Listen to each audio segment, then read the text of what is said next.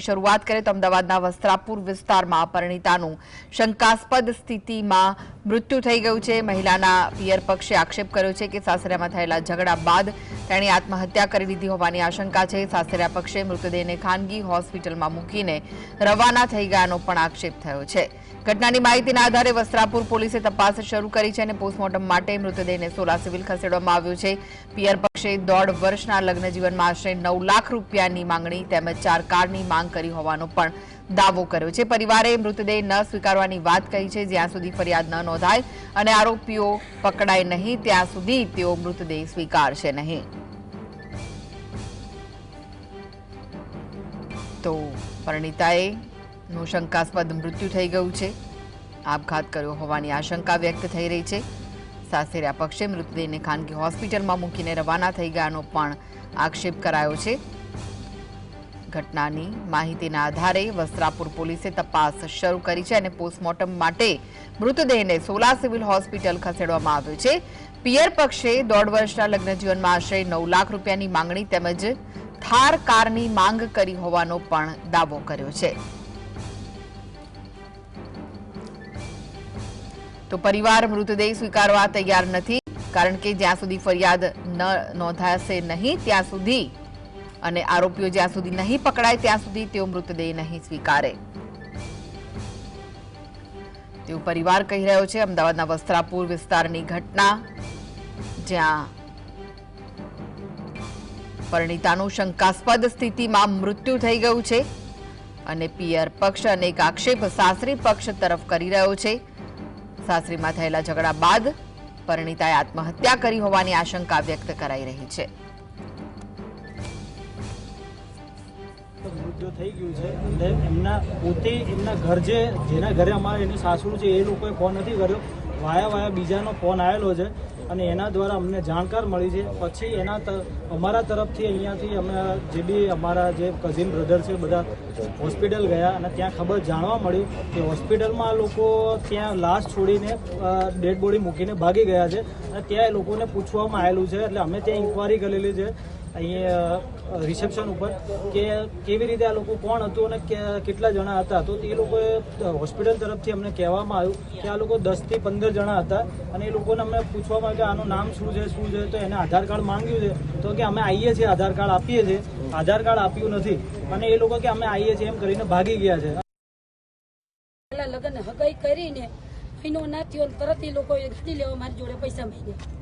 કેટલા પૈસા માંગ્યા? મેં એમને પૈસા વધારે માંગ્યા। મારી જોડે જો પોઝિશન થઈ મેં 1.5 લાખ રૂપિયા આપ્યા। પછી કટકે મારી છોકરી અત્યાર સુધીની મારી પાસે 9 લાખ રૂપિયા લઈ ગઈ મારી જોડે।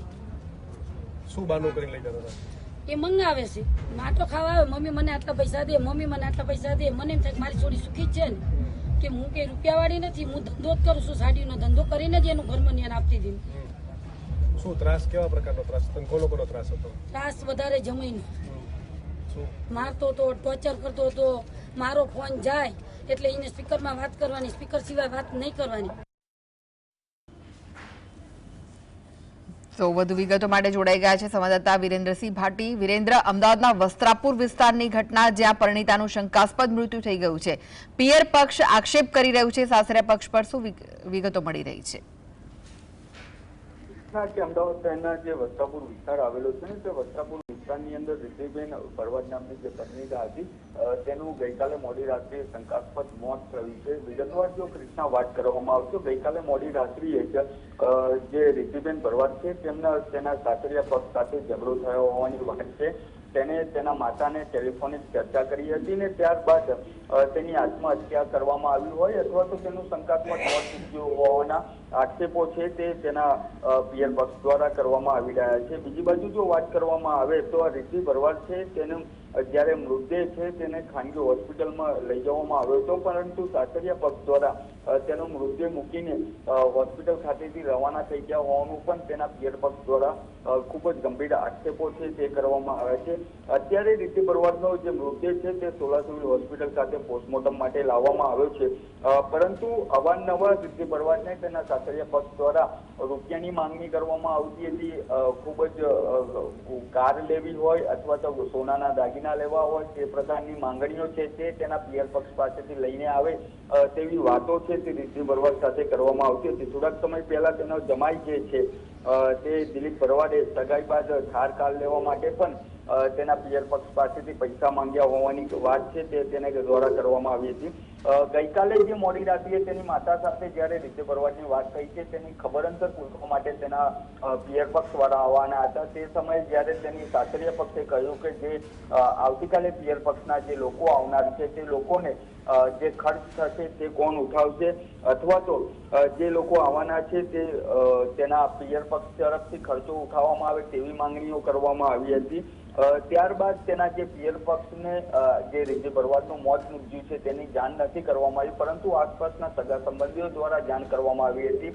અત્યારે તેનો જે દિલીપ ભરવાડ છે તેમજ તેના પરિવારજનો છે તે ફરાર હોવાની વાત સામે આવી રહી છે. તેની સાથે સાથે જે સાસરીય પક્ષ છે તેના દ્વારા તે પણ કહેવામાં આવ્યું છે કે જ્યાં સુધી આ તમામ આરોપીઓને પકડવામાં નહીં આવે ત્યાં સુધી તેમના દ્વારા સોલા સિવિલ હોસ્પિટલ ખાતે જે મૃતદેહનું પીએમ ચાલી રહ્યું છે તે મૃતદેહ ઉઠાવવામાં નહીં આવે.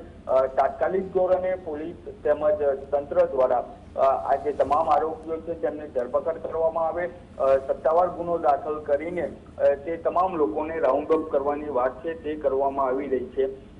તમામ પરિવારજનો છે તે અત્યારે સોલા સિવિલ હોસ્પિટલ ખાતે ઉપસ્થિત છે. જે તેના સાસરી પક્ષના જે લોકો છે, જે રિદ્ધિ ભરવાડના સાસરી પક્ષના લોકો, તેમાંથી કોઈ અત્યારે હાજર હોસ્પિટલ પર નથી.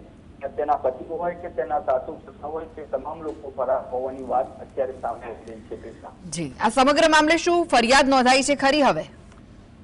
બિલકુલ છે કૃષ્ણા કે અત્યારે વસ્ત્રાપુર પોલીસ સ્ટેશનની અંદર ગુનો છે તે દાખલ કરવામાં આવી રહ્યો છે, પરંતુ જે પ્રકારની ઘટના સામે આવી છે તેની અંદર 1.5 વર્ષના જ લગ્નગાળામાં જો સાસરીય પક્ષ દ્વારા 9 લાખ રૂપિયા અત્યાર સુધી માંગી લેવામાં આવ્યા છે, 9 લાખ રૂપિયા પિયર પક્ષ દ્વારા આપવામાં પણ આવ્યા છે, પરંતુ જે પ્રમાણેની તેમના દ્વારા માંગો કરવામાં આવતી હતી, પરિવાર પાસે વારંવાર પૈસા હોય, સોનાના દાગીના હોય, તેની માંગણીઓ કરવામાં આવતી હતી, તે ખૂબ જ ગંભીર આક્ષેપ કહી શકાય. પરંતુ જે પ્રમાણે દીકરીની તેની માતા સાથે મોડી રાત્રિએ વાત થઈ હતી ને થોડાક સમય બાદ જ તેનું મોત નીપજે છે, એટલે કે શંકાસ્પદ મોત કહી શકાય.